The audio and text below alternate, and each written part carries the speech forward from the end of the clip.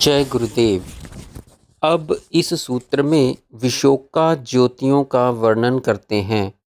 सूत्र विशोका वा ज्योतिष्मति। ज्योतिष्मति नाम की विशोका ज्योतियों से यह अवस्था भी संप्रज्ञात की ही है, जिसका आधार भी इंद्रिय ही है। आंतर बाह्य कुंभक तथा विषयवती एकाग्रता के समान ही यह भी दो तरह से घटित होने वाली अनुभूति है।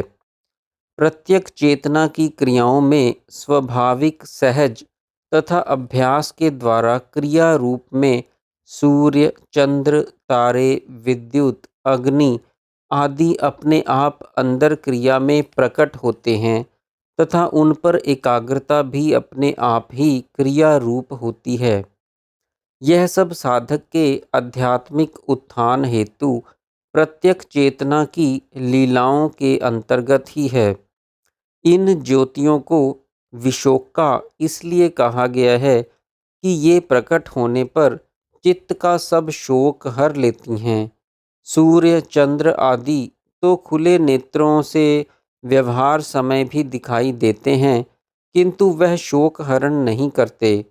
यह ज्योतियाँ संप्रज्ञात समाधि से पूर्व दिखाई देती हैं तथा एकाग्रता होने पर समाधि की अवस्था हो जाती है।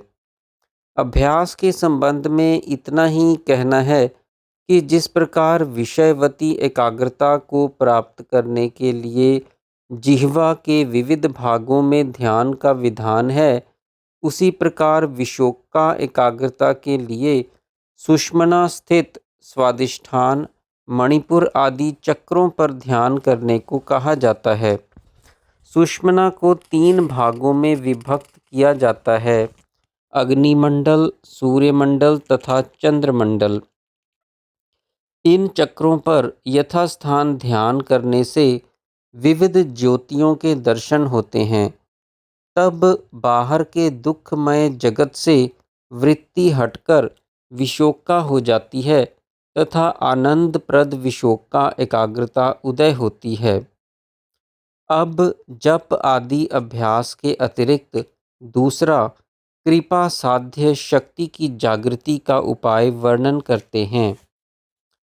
सूत्र वीतराग विषयम वा चित्तम, अथवा जिनका चित्त विषय वासनाओं को त्याग कर वीतराग हो गया है, उनके चित्त का अवलंबन लेने से भी वृत्ति निरोध हो जाता है। इस सूत्र का संबंध प्रत्येक चेतना की जागृति से है। चित्त का अर्थ चित्त शक्ति है। संतों एवं गुरुओं की चित्त शक्ति शुद्ध स्वरूप में अंतर्मुखी होती है तथा सामान्य जीवों की चित्त शक्ति आवरण युक्त अशुद्ध। चित्त के अवलंबन में अवलंबन लेने वाला तथा अवलंबन देने वाला दो पक्ष होते हैं। जब तक अवलंबन दिया नहीं जाए, तब तक अवलंबन प्राप्त कैसे किया जा सकता है। इसी प्रकार अवलंबन लेने वाला जब तक ग्रहण नहीं करे, तब तक अवलंबन दिया भी कैसे जा सकता है।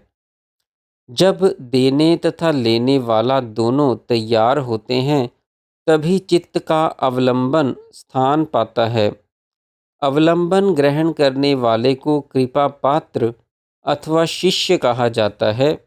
अवलंबन प्रदान करने वाले को कृपाकर्ता अथवा गुरु कहा जाता है।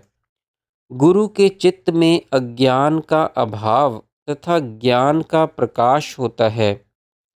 चेतन शक्ति आवरण रहित निर्मल होती है, विषय वासनाओं को त्याग चुका होता है।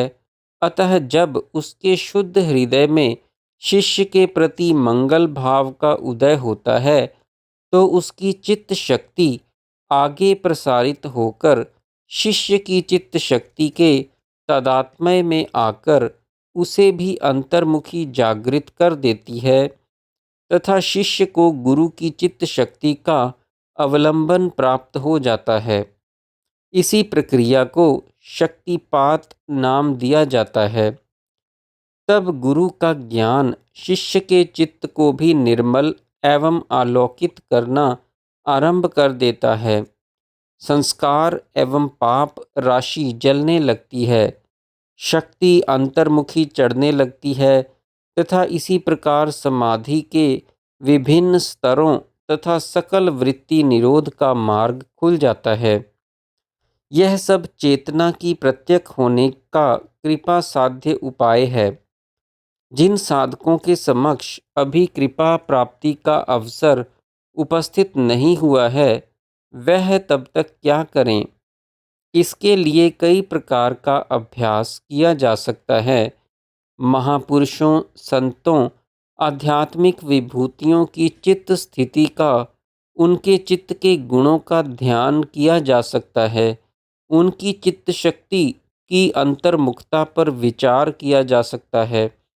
महापुरुषों की जीवनियों के अवलोकन से उनके चित्त को समझने का प्रयत्न किया जा सकता है। उनके चित्र अपने कमरे में दीवारों पर यत्र तत्र लगाकर उनके चित्त प्रभाव को चलते फिरते ग्रहण करने का प्रयास भी किया जा सकता है। सत्संग में महापुरुषों की कथाएं सुनने का भी यही महत्व है। इससे महापुरुषों के ज्ञान के संस्कार चित्त पर अंकित होते हैं।